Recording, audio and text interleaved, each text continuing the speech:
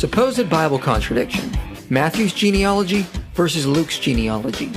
In the different Gospels of Matthew and Luke, we are given the genealogies of Joseph, the adoptive father of Christ. However, they differ on who the father in line of Joseph was.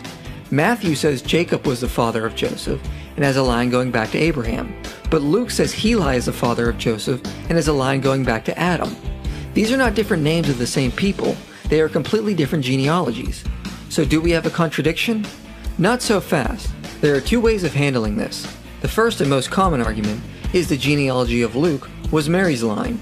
Heli was the father of Mary, who became the father-in-law of Joseph, thus making Joseph his son as well.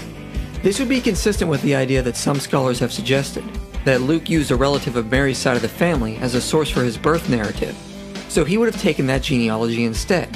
And since there is no Greek word for son-in-law, Joseph is simply called the son of Heli. That is perfectly acceptable by most scholars, as there is no indication Mary had any brothers, but only a sister. Thus, if there were no sons of Heli, Joseph would become the legal heir to Heli's inheritance, thus his heir by law. This would also make sense with the fact that Mary wedded within the family of David, to ensure Heli's inheritance remained among those of the same household, which is in accordance with the laws of Numbers 36, 1 through 12. However, there is another possible explanation that was given to us by the early church historian Eusebius.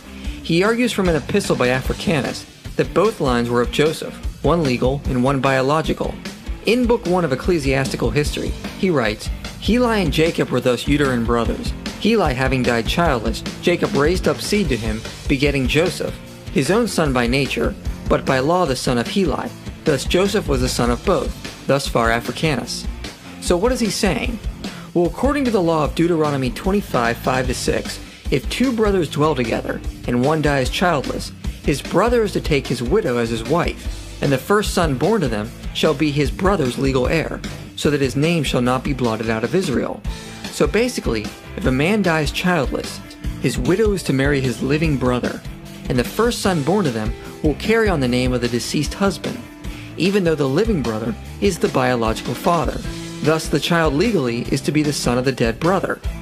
If this is what happened, it means Matthew is correct when he says Jacob begot Joseph, while Luke is correct when he records he was the son of Heli.